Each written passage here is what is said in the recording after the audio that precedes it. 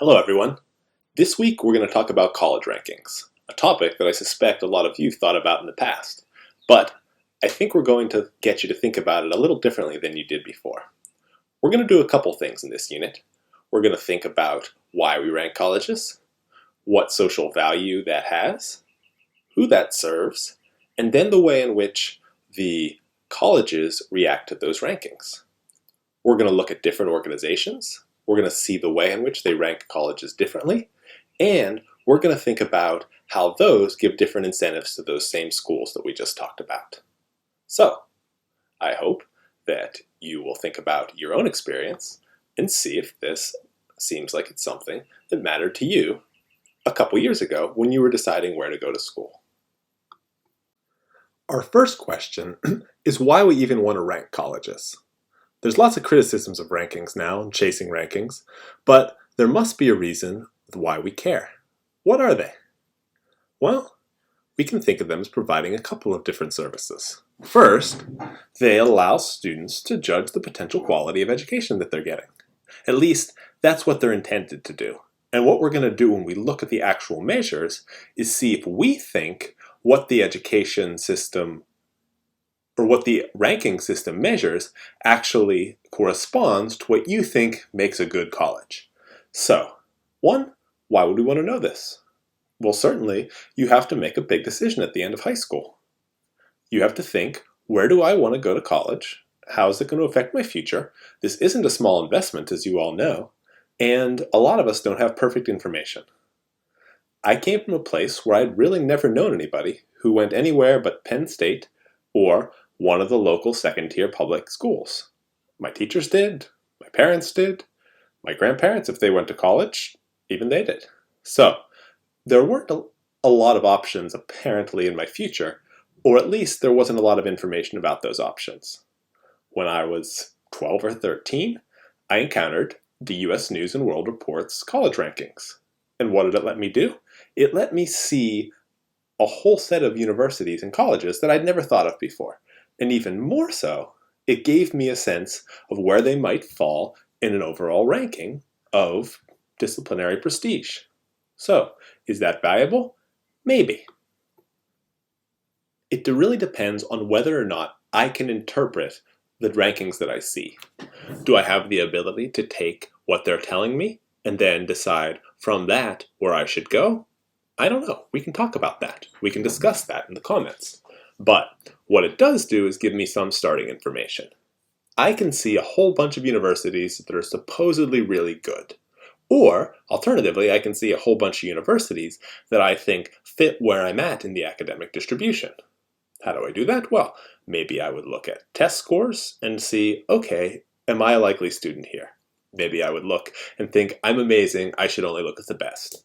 Maybe in some other way, I try to match myself. And we're going to talk about those other ways, especially when we're talking about some of the other rankings beside the US News. But fundamentally, what we're seeing here is rankings as a way for students to figure out where they should go to college. If in some ways the role that these college rankings is fulfilling is educational, they're also often done by for-profit organizations. Magazines, like the U.S. News and World Report pioneered them. Washington Monthly, that you see on screen here, was another of the very early adopters of the college rankings issue. Every year you have a built-in market for these types of issues. You have new students going to college each year. You have students like middle school me dreaming that they could leave their hometowns to go to college. And you have nervous parents trying to figure out where their kids could go to college. So, each of these is looking for a niche to fill in order to stand out in the marketplace. So as we look at a couple of different rankings, we want to think, who do they want to sell their rankings to, and how are they matching what they're saying they're doing with what the product they're producing and the product that they are then passing along to different markets. Most publications that publish college rankings probably won't tell you that they do it just to make money. They do it to provide a service for students, and they also claim that they do it in order to hold colleges accountable for what they're doing. In some ways, you can think of rankings as pushing colleges towards excellence. And what goes into that ranking determines what's going to constitute excellence. Now, we can see that there are a lot of different potential ways to think about this. We can look at overall excellence. We can look at what are the affordable elites, what colleges are best bang for their buck. And this is going to become more and more important as we think about the ways colleges are going to change their behavior based on what the ranking is using to determine what makes a good college. One group that's very interested in how well colleges are performing is the U.S. Department of Education. However, within their definition, we can see some baked-in understandings of what it means for a college to be successful. Let's look up Mount Holyoke College. We're at the U.S. Department of Education's College Scorecard website. They've decided to collect all the information about colleges that they have to report annually and make it available to the public. In particular, a lot of this information comes from students who have taken out federal loans. They're the students who they have good information about the salaries after graduation. So, we get a lot of characteristics, we get an annual cost, and we get a salary after completion. So, the fundamental thing that they think makes a good college is financial. We have costs, graduation and retention, whether you finish, financial aid and debt, and salary after completion as being the fundamental bases of their evaluations. So, is that good? Bad? We don't know. It's just what they think. But it very much means when the government is putting out this information, a lot of what they're doing and thinking about success is thinking about whether the students make money afterwards, which I like to make money. It's nicer than not having money. However, we might think that college plays other roles, and the government's measures aren't taking that into account. The government particularly cares about this return on investment because they fund a lot of it. Many students go to school on student loans, and even places that, even students that aren't getting loans directly are often being subsidized by government money that's going to the colleges for basic operations or research. This is especially true of public universities, but even private universities have substantial government revenues that come from a variety of sources. So, no school is particularly free from government money, and they've been worried in the past that this was being misspent. On one side, you have the people worrying that students are becoming flagrant liberals, and the government subsidizing this. On the other side, you have things like for-profit colleges that made a business out of essentially getting students to take out government-subsidized loans, so the government gave them the money up front.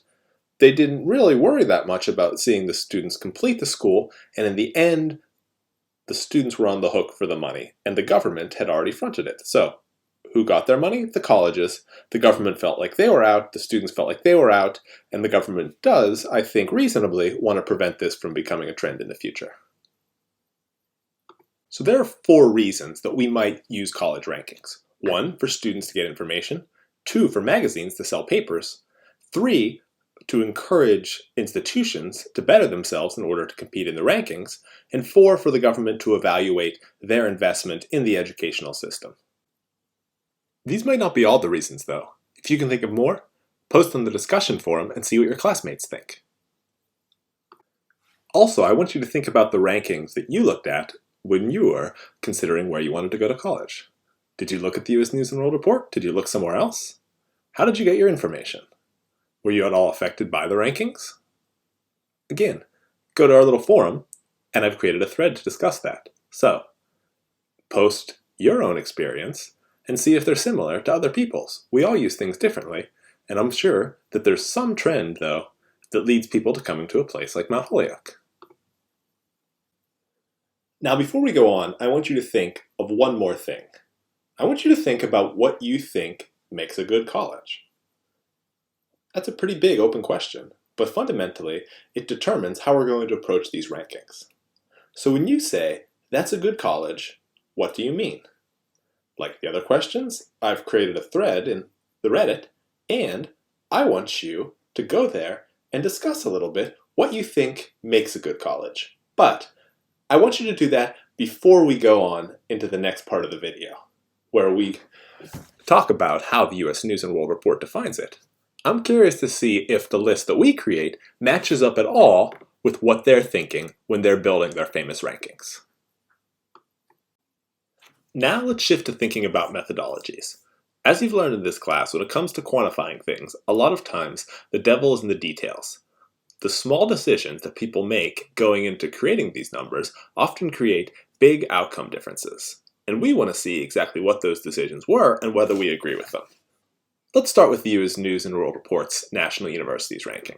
It's the most famous. It's what you see probably profiled on the front page of the New York Times when it comes out each year. So, let's take a look. It turns out Princeton and Harvard apparently are above Yale. Seems dubious to me. Let's see how they came up with those numbers. Looking at the U.S. News and World Report's methodology for national universities, we can see it has a couple factors. One is outcomes. What happens down the line for students? Often only a couple years down the line. Two is faculty resources, which they're trying to rate the quality of instructors. Three is expert opinion. Four is financial resources. Five, student excellence. And six, alumni giving. As you can see, we started at the top with outcomes being 35% and alumni giving is only 5%. So they decrease in importance. But we want to go through and see how they evaluate each of the things. Because what's an outcome? What's the outcome of college? How are you going to decide whether one school is better than the other? Well, the first component is graduation and retention rates. They take a 6-year graduation average and they do a returning first-year student. So their first-year retention. That's weighted less, but they put those two in. Okay, you can probably buy that. That doesn't seem too controversial. If you go to school, you want to think that you're going to finish. Next, we have graduation rate performance. So they take their actual 6-year graduation rate, and then they see if it is different from what they would have predicted. How do they predict? That's again going to be really important in how we understand the numbers. We know that certain groups aren't as likely to finish college as other groups. Students coming from poor backgrounds, students coming from first-generation families, students who have some difficulty in getting through for reasons that might be outside of what the college has control over. We don't want to punish those students. I mean, we don't want to punish the students, but we also don't want to punish the institutions for taking on a lot of students who might be less likely to graduate for external reasons. So this is what graduation rate performance does. It looks at how likely we think the students are based on all their characteristics and how that group of students performs at other colleges, predicts how they will perform at this college, and see if the college does better or worse. So maybe a college only graduates 52% of its students, but the models suggest that most places, if they had the same demographic characteristic students, would only graduate 30%. That's 20% above what would be expected, and we would think that would be excellent. Now we have a measure for social mobility, and this was just added to address criticisms in the last few years. It examines how well colleges do graduating students who are taking Pell Grants. Now, Pell Grants are given to students whose households make less than a certain amount annually. And so what we're looking at here is how students who are largely from the bottom of the socioeconomic spectrum compare to students at the top. What it's trying to look at is whether schools are actually serving these students that they say they're proud to admit in their diversity briefings. So we want to look at the Pell Grant graduation rate and how we would expect it compared to what we know based on other factors. Particularly how other students who don't have Pell Grants, and thus we expect to be wealthier, do. Faculty resources. This one's of course near and dear to my heart. We have class size, the infamous class size. It's the most highly weighted part of faculty resources, and it's 8% of the total score. The greater proportion of smaller classes, the better they do. Now, what else do they rate? Well, they rate the faculty salary. So if they really want to worry about moving up in the rankings, they should just pay me more. I could deal with that. They also look at the proportion of full-time faculty with the highest degree in their fields, student-faculty ratio, and proportion of faculty who are now full-time.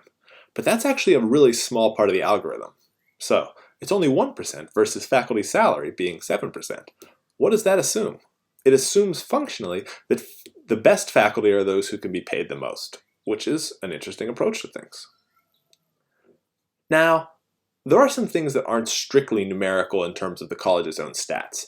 They do go ask a bunch of people, presidents, provosts, deans of admission, who rate the academic quality of peer institutions on a familiar scale of 1 to 5. Now, we might think that people might try to game the system, but apparently they're dealing with, or at least hoping, that people are reasonably honest. They also asked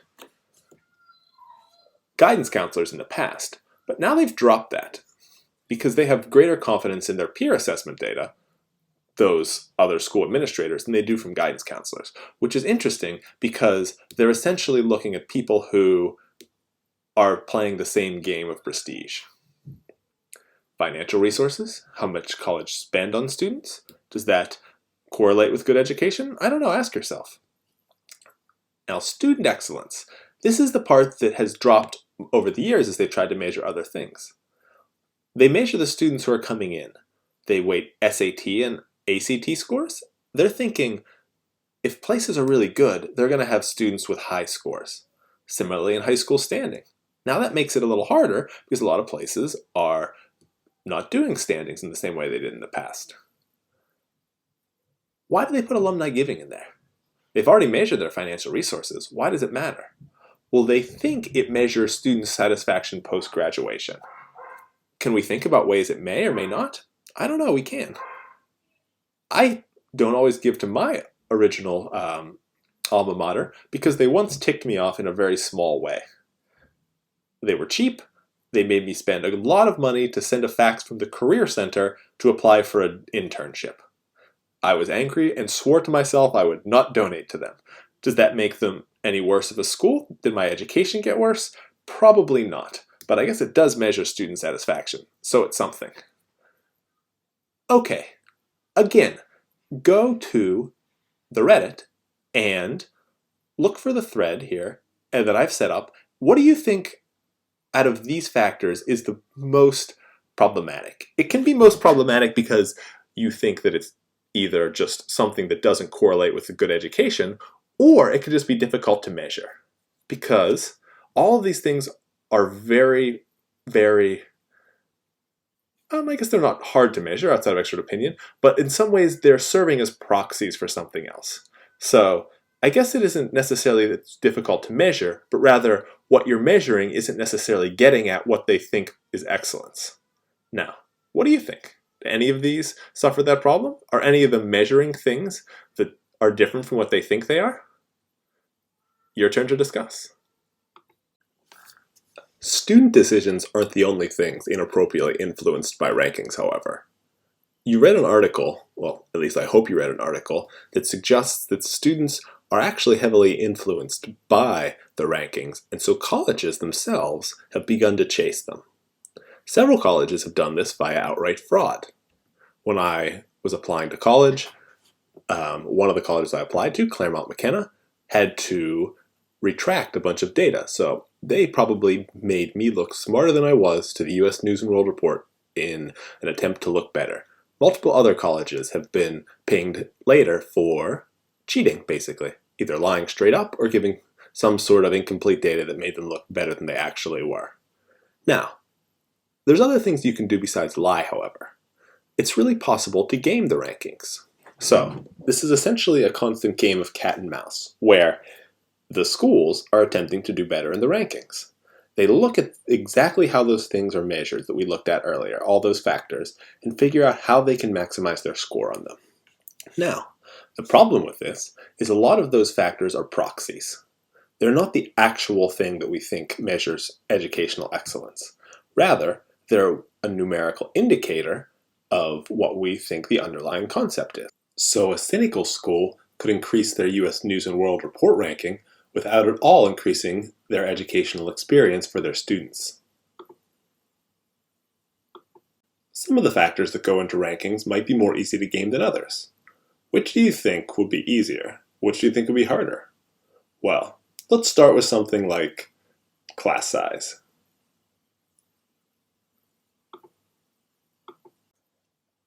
Do you know exactly how the US News measures class size? I've never thought about it, but why don't we just take a quick trip over here to my Mount Holyoke email and see something that we get from the registrar every semester. Total enrollment.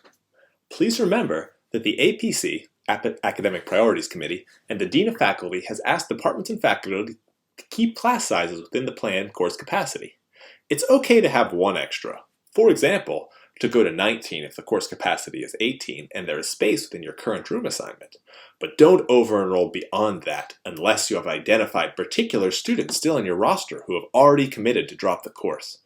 Honoring limits of 18 to 19 is especially important as this provides students with valuable smaller class experiences. Similarly, keep classes planned for 28 at 28 to 29, for 38 at 38 to 39, or 45 to 48 below 50. A practical aspect is that nearly all our classrooms for 16 to 19 or 40 to 48 students can't hold more students without degrading the classroom environment for all other students. Many of our rooms were designed around these size limits, so rooms just a bit bigger are scarce and likely already filled. So, I would love for you all to go out. Every room in Mount Holyoke, I believe, has a little fire placard that says how many people are allowed to fit in it. And I want you to find all the placards, when you come back, I guess, that have 18 or 19 as their limit, or 28, or 29 maybe, but not 30 or not 20. So, guess what the US News measures? Well, it measures the percentage of classes under 20. For a lot of years, it only measured that. And later, the percentage over 50. So suspiciously, we suddenly were limited really tightly below 20. So now you find that they measure and give a little bit of weight for each of the next things, 20, or keeping it under 30, keeping it under 40. And suddenly we're extremely committed to keeping our class sizes in that space. Now, is this a problem? I don't know. A lot of schools do it. But what I want you to think about in this class is how students chasing their best opportunities in college correspond with institutions attempting to game the rating system. Have a great day.